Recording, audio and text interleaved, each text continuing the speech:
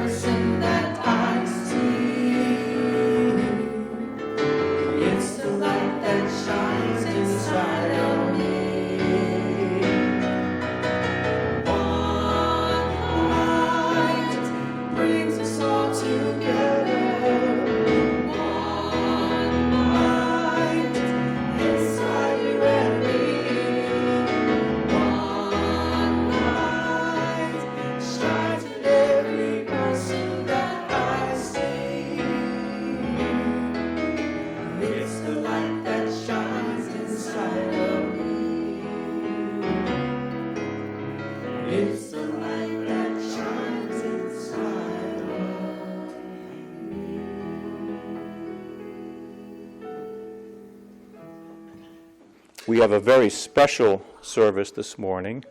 Mr. Jeff Shepherd is our guest speaker, or I should say the righteous Jeff Shepherd. He is going to share a bit of his spiritual journey with us this morning, so I'm looking forward to that. But now let's kind of relax, settle into our seats, clear our minds as we consider these words from our prayer for inner peace. I open my heart and mind this morning to the presence of God that is within me and in every one and everything, that one power and one presence. I let God's peaceful being fill my being in this presence. I am peaceful, poised, confident, and strong. I relax in God's loving care and release all of my cares, knowing that God is upholding me and sustaining me in all that I do. God's presence calms me, quiets the storms around me, and leads me to a place of perfect peace. As I center myself in that peaceful presence this morning, I let go of every concern and relax in the safety of God's love and in the love of those around me. I find Unity of Port St. Lucie a sanctuary of love and peace, and I am open and receptive to receive all it has to soothe my mind and soul this day. And so it is. Amen.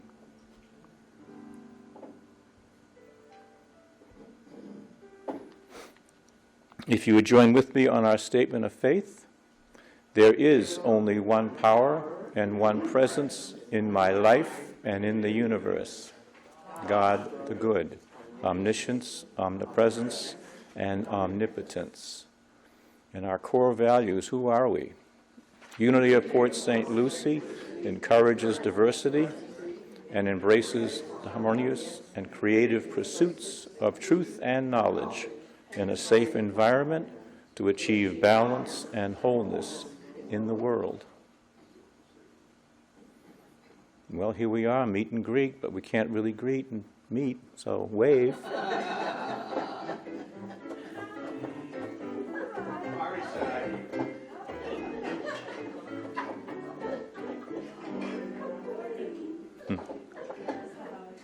Our congregational song this morning is Hold My Hand.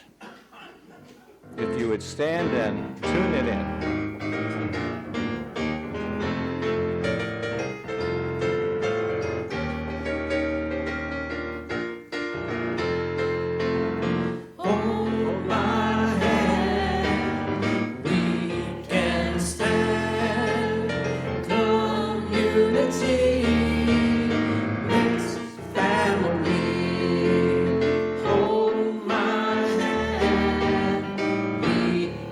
Stand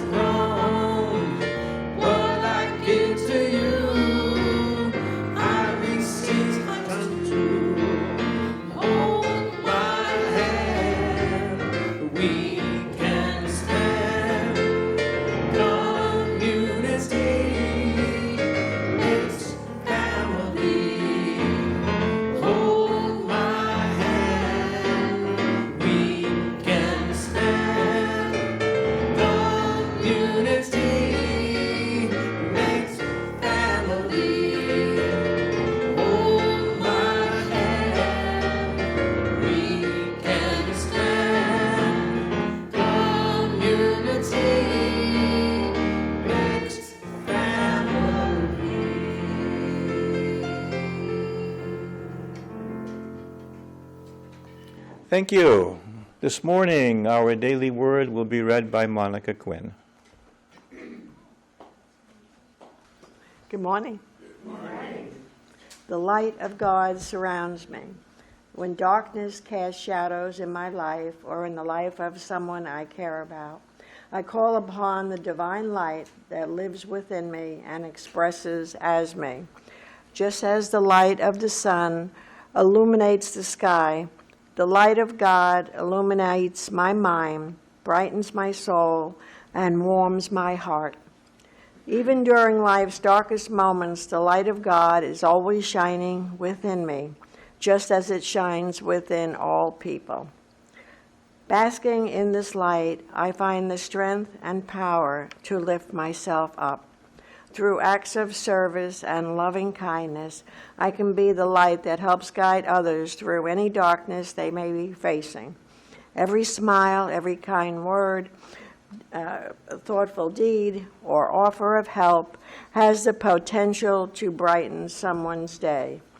They rise in the darkness as a light for the upright. They are gracious, merciful, and righteous. Psalm 112:4. Okay, the word for today is the light of God surrounds me. Everybody, the light of God surrounds me.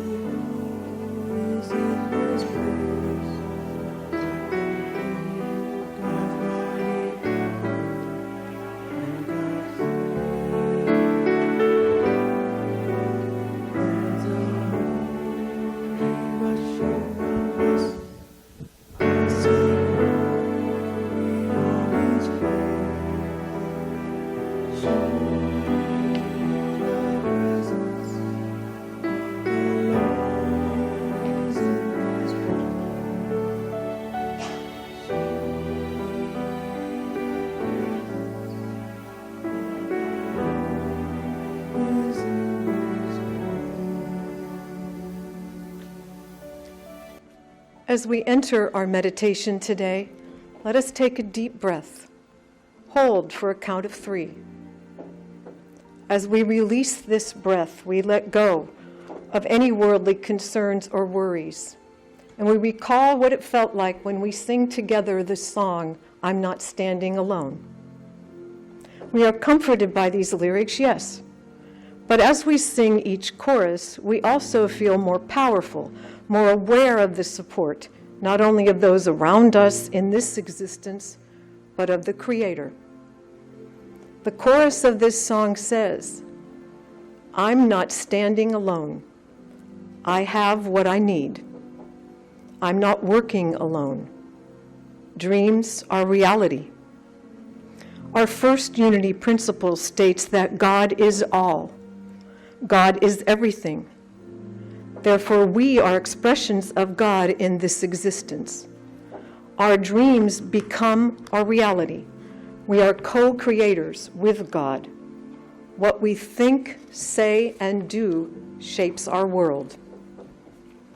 The first verse states, what I don't have don't matter. I control destiny. What I want, I will achieve. We are in control of our thoughts, our words, and our actions. So we also control our destiny. By our thoughts, words, and actions, we have the ability to work toward a goal, to a way of life, to a way of thinking, and manifest it. The second verse states, now I have in me power that I need. I'll make a difference in the world. Everything we think makes a difference. Everything we say makes a difference. Everything we do makes a difference. When we think, speak, and act in accord with our divine nature, we make a positive difference in our world. When we resolve a conflict with understanding and love, not only do we bring peace to the situation and ourselves, but we bring more peace to the world. When we treat people or situations lovingly, not only do we feel that love, but we bring more love to the world. When we express gratitude for situations, people, and love in our lives, not only do we feel joy, but we bring more joy to the world. We make a difference. As we enter the silence for a moment, let us feel the peace, love, and joy of our divine nature.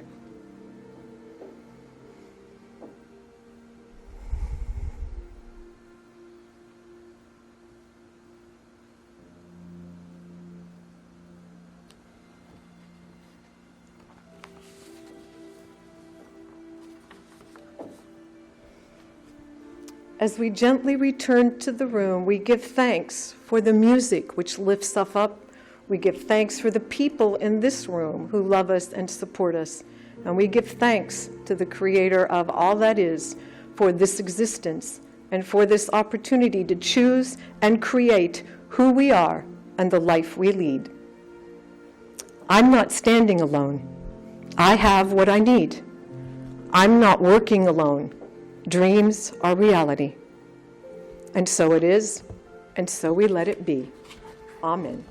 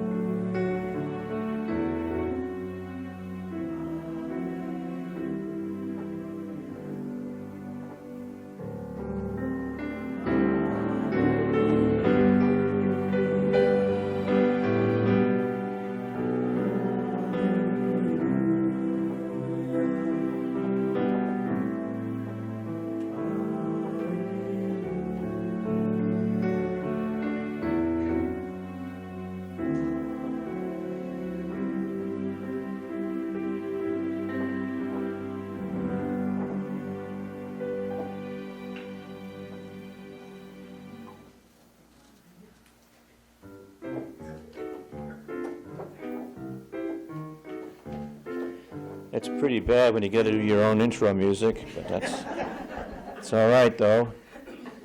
We welcome Mr. Jeff Shepherd, the righteous Jeff Shepherd, to our podium this morning.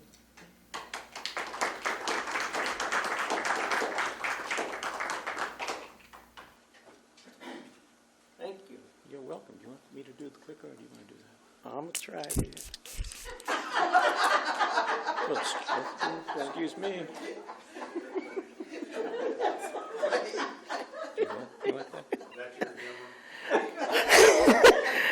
No, that is my love for the church. I don't know where this microphone has been. I thank the church for inviting me. For those of you who know that I was invited, some of you didn't. And I also thank Sherry for pulling apart my song and making more sense out of it than I thought was in it. And it sounded wonderful. And yes, my talk is today about I'm not standing alone. And that's it.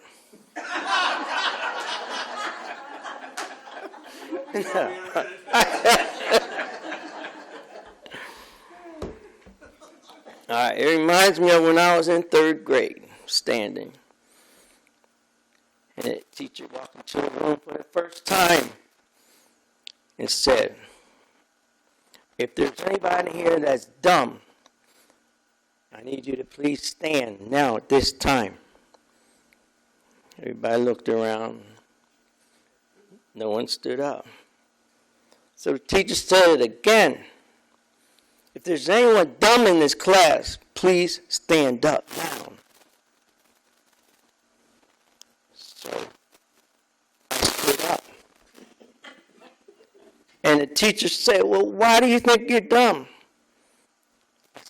don't. I just didn't want you to stand up there alone.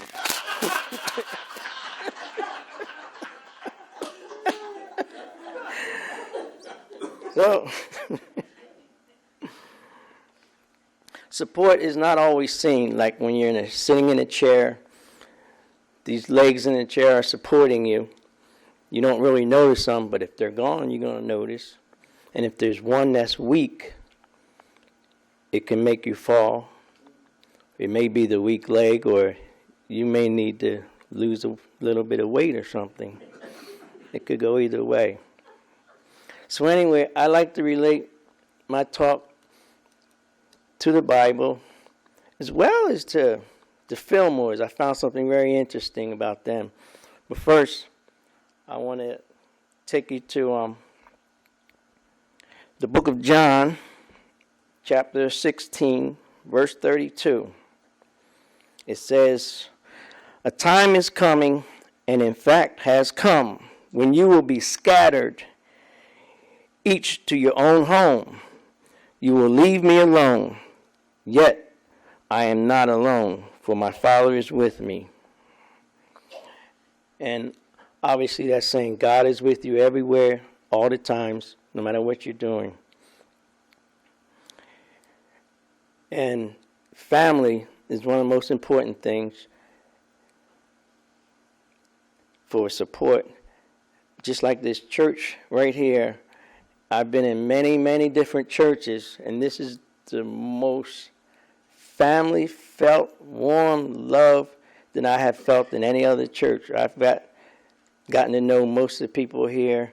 Linda and I have been coming here for 15, maybe 20 years, off and on. Except when you kicked me out that one time.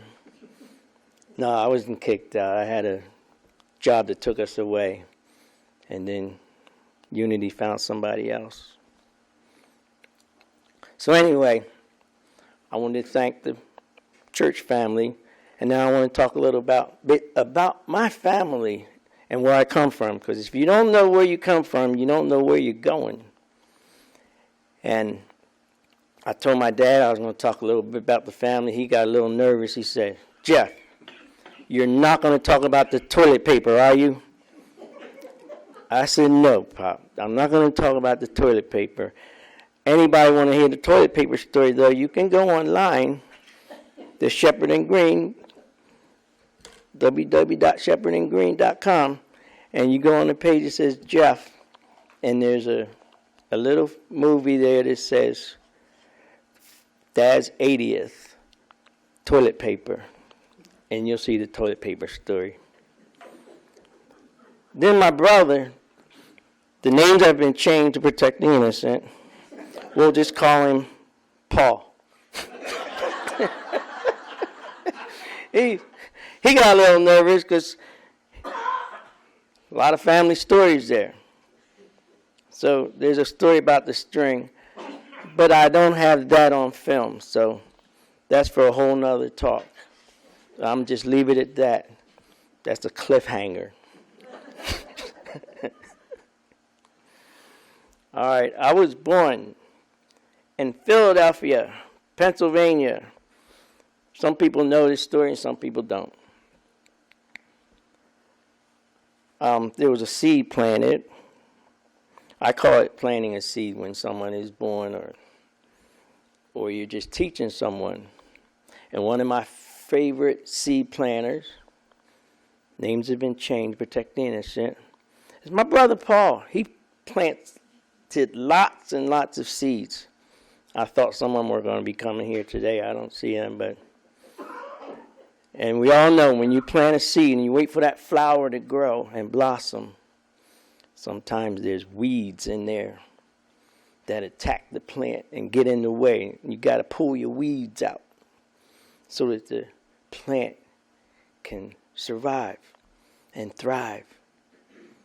And I realized that there's a lot of people that turn out to be weeds in our lives too, and we got to weed them out. I'm not going to name any names because none of my weeds are here today, thank goodness. So my garden is looking pretty good. And sometimes there's those weeds that wrap around a plant and want to choke it and choke the life out of it. So I found another Bible verse about those weeds. And this is, Book of Matthew, chapter 13, verse 30. Let both grow together until the harvest.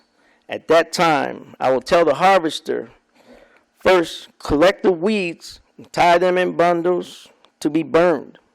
Then gather the wheat and bring it into my barn. Now, we can't burn all of our weeds anymore. That's just ungodly and against the law. But if you have any weeds you're having trouble with, I have this friend named Guido. You can give me a call. No questions asked. Okay.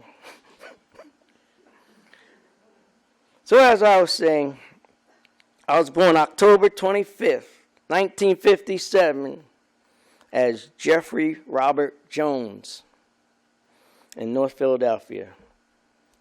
Not everybody knows I was a Jones, did you? Doesn't make sense, does it? It would have been, instead of Shepherd and Green, it would have been Jones and Green. I don't know if that works or not, but... So, anyway, my mother raised us. There were 9 of us. I'm number 7 of 9. And she was pregnant most of her life. It's amazing. And after I was born, there was 2 younger brothers that were born. And the last one, number 9, he just walked out. Doctor didn't have to spank him or nothing. He said, hello.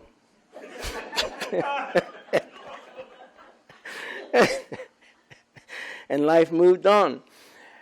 And there was no father in sight at the time. There were just 9 of us. And my mother was a mother and a father. And she gave great support. I didn't notice until I had to support myself. Then you realize how good you had it. And I didn't even know that we were poor. But at the same time, we were really rich in other ways. We were rich with a loving home, a loving parent. We always had food in our belly, never went hungry. And we always had clothes on our back. And we had a roof over our head. And we had a piano. And we had a black and white TV with the rabbit ears, with aluminum foil on there for the good stations. So, government cheese was really good too. So that was my first not standing alone. My mother was there. Of course, God was first. Then came my mother. Then came the piano. That really took care of me, that piano. That's why I'm here today. And then another young woman came along and snatched me up and decided we were going to get married and planned our whole life out. But that's a whole nother story. Back to Philadelphia. My mother took us to church all the time. God was always in our lives. And she took us to this one church called St. Barnabas Episcopal Church in Kensington, Philadelphia. Right in the hood. I say hood because my bicycle was stolen in that right down the street from that church while I was riding it. They had some amazing thieves in those days. So anyway, she took us to this church, St. Barnabas, and there was this man up there preaching. Oh, first I have to show you. I almost forgot. See, I'm not used to the clicker. I have buttons over there, but not like this one. I'm assuming the right button moves it forward. Okay. Oh, that's what I meant to put up there a long time ago. That's there. I'm not standing alone. Okay. You got the point. This is the 9 kids. And as you can see, that's me in front on the left. And guess who that is behind me? With the really big head. That's Paul, yeah. He was a handsome guy. He just got finished picking his nose, and I'm not going to tell you where he put the boogers. So,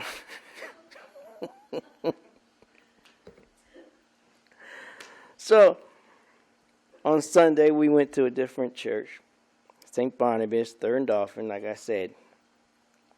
My mother's eyes seemed to catch the pastor's eyes.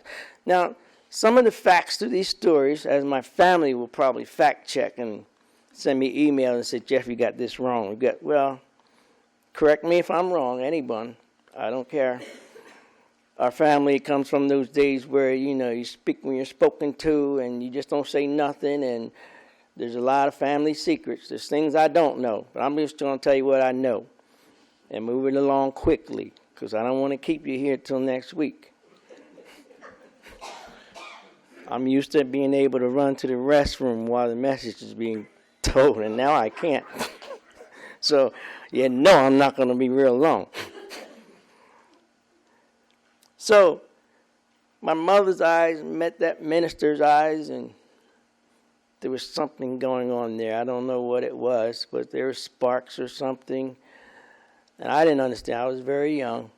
That's why some of my older sisters, and I'm not going to say my older brother, but some of my older sisters could tell me more than I can tell you. And they haven't told me, so I'm saying what I know. So after that,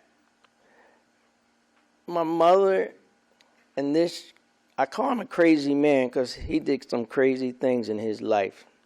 His name is Reverend William John Shepherd. Now you see where this shepherd's coming from. So then they started dating. Now you're not supposed to date the pastor of the church. That's just, I don't care what the denomination is. You just don't do it. But they did it anyway. And I couldn't understand. I understand now why this Reverend Shepherd would park like 3, 4, 5 blocks away, and we're all walking down the road. We didn't have any cars. We were walking down the street to get to this man's car because we were living right across the street from the church. So there was no hiding. But I don't know how you could hide that anyway. We trucked down that street and got to his little VW Bug. Now, you remember the size of our family. You see all these kids. And you know what a VW Bug looks like. A little peanut with wheels on it. But truth be told, the oldest one was already in the service and was not shoved into that little bug. But as I recall, the rest of us were. And I don't hear anything from my brother, so he's not correcting me about nothing. He's keeping his mouth shut. He don't want me to say nothing. He got scared to death when I said I was going to talk about our family. Oh. But like I said, I'm saying nothing about the string, Paul Shepherd. You're safe. Everybody's wondering, too. Ask Paul at the end of the service. So anyway, Mother was dating, and we were walking to this car. And eventually, they decided to get married. And you can see where I get my mustache from. My dad. Now, in the Diocese of Episcopal Church, they don't allow you to marry a divorced woman. And my mother had been divorced because she got one of those divorces where the person is out of sight and just disappeared. So she got divorced from him, and my dad had to quit the diocese to marry my mother. which he did. I call him crazy man. I call him crazy man with love. He married this woman, so now my mother was a shepherd, and we were still Joneses. That was complicated for a while. So then this crazy man, for some reason, decided he could adopt all these kids. Now I really knew he was crazy. His mother was living, couldn't understand what was going on. She was from England, had this English accent, quite similar to yours, Shanetta. And she told him he was crazy, but in a loving way. She still supported the marriage, and it made big news in Philadelphia. Yeah, well, back then, black and white couple was a little unusual in the 60s. It's not so much today, but back then, I felt like a star. I went to school one day as Jeff Jones, went the next day, Jeff Shepard. First thing I had to learn how to spell it.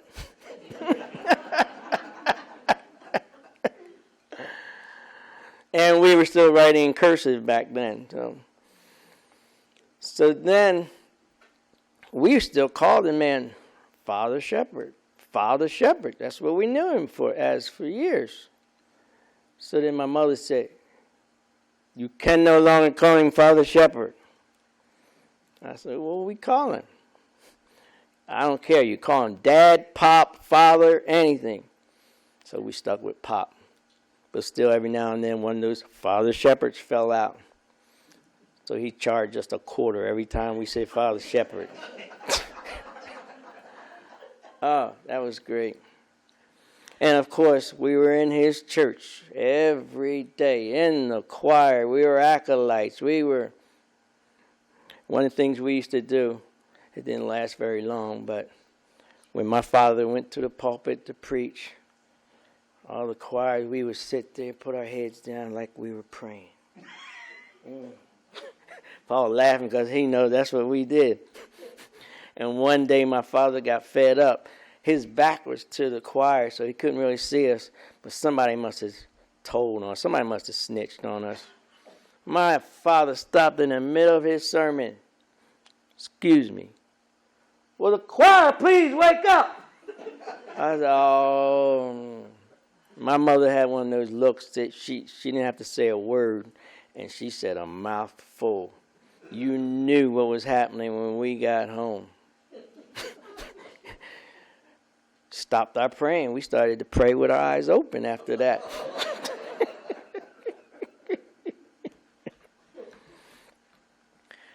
So there's probably a few different versions of this story, but this is the story. This really happened. It's in the newspaper, Philadelphia Inquirer. I went to school the next day, and it was all over the news. They even brought cameras to our house, and it was big news. To me, it wasn't anything, but this man marrying my mother, this crazy man, and didn't birth any of the kids, but supported and took care and planted seeds. Planted seeds in all of us. And these seeds all grew up to be something. And, of course, there are some weeds there. We all have weeds. But this picture I just wanted to throw in there because this is a bunch of hood rats, and my dad is taking on a ski trip. We never been skiing before in our life. But I love this picture. You can see where I'm at, and you can see where my big brother is. None of us had ski shoes on, but I think we tied our skis with string to our boots. We had a great time, though. That's the only reason why I threw that in there. And yes, Thanksgiving was really something, and Christmas. I was a very quiet person. People cannot believe it. But when you see this tribe of people, there's no way when they all start talking, I can't get a word in. That's one of the reasons why I'm loud today. And I talk as much as I can, and I get to talk here because my wife doesn't allow me to talk at home. But all these seeds have grown to be professional people. We have engineers. We have, I had a whole list I can't see. Glasses on, glasses off. This problem never happened until I turned 40, and it's my mother's fault. She said, now, Jeff, when you turn 40, your eye's going to go bad. 39, 40. Pew. Good. Dad always said, you keep doing that, you're going to go blind. So that's true. Anyway, I'm very happy and proud of the seeds that my father planted and my mother planted and God planted, and lived my life with blooming flowers. And I don't want to forget one of my biggest supports through thick, thin, good times, bad times, hard times, always there. We were married for, thank you. No matter what comes out of my mouth, she still stands behind me. She may shake her head a few times, stop me from playing, as you guys know sometimes in church. But it's my biggest supporter, and I thank her for being there in my life all the time. And this song, I'm Not Standing Alone, was motivated by my wife, my mother, by God, by my father, my brothers and sisters, my nieces and nephews, which, as you can see from that other picture, that blossomed out even bigger now with their kids having kids, and I don't even know how many there are now. So I thank you for listening to my story. Be blessed. Always do your best as you enjoy the life that's been given to you. Thank you.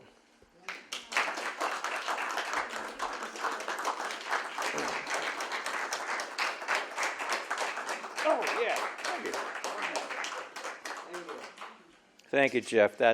I love those family stories and where we all get our stuff from. It's great. And now, another special treat. I'm Not Standing Alone by Jeff Shepard. Emily.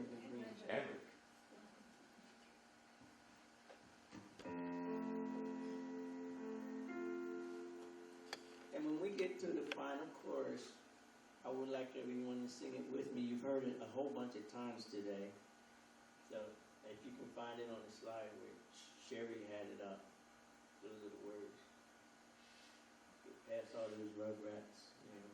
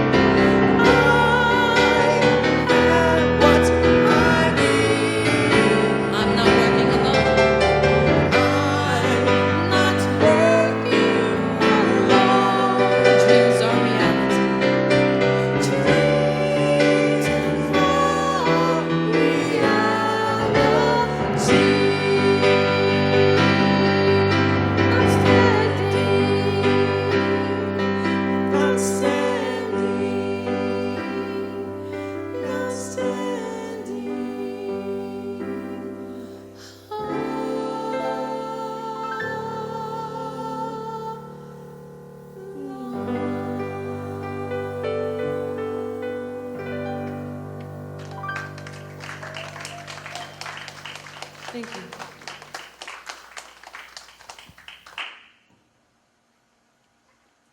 Thank you, Jeff. Thank you, Linda. Whoa, get back here. What'd you do to this thing here, Jeff? I forgot to spray it. Okay, we have arrived at that point in our service where we get to share our offerings and tithes and bless this ministry. So if you would say with me, divine love through me blesses and multiplies all that I am, all that I give, and all that I receive. I give in love because I love to give.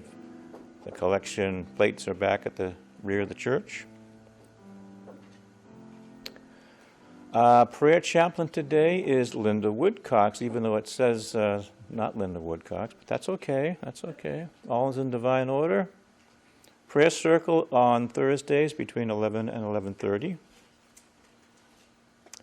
Lana is still conducting her yoga classes on Tuesdays, 10 to 11, 10 to 12. 11. First Friday Book Club, September 4th, Sherry, still on for Infinite Possibilities. Spiritual discussion next Tuesday, 7 o'clock. That's in, excuse me? 2 days. 2 days. Yeah. Next Sunday, Reverend Vernell returns for another visit. Is she in person or video? Okay. Thank you all for coming. Appreciate your support for being here. And we have an extra message from our righteous minister. A reminder for the choir members, we will be having choir rehearsal this Wednesday at 6 p.m. sharp. All are invited, though, anyone who would like to come. And you can find Shepherd and Green, not Jones and Green, at the Delightful Kitchen down in Stewart this Friday at 7 to 10. We'll be making joyful noises. Thank you, sir. Okay, peace song.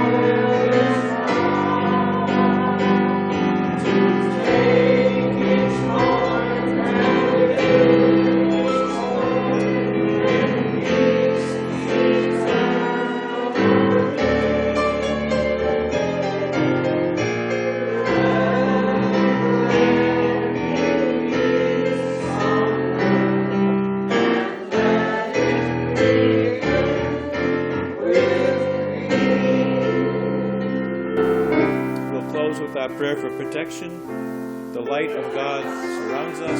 The love of God enfolds us. The power of God protects us. The presence of God watches over us wherever we are.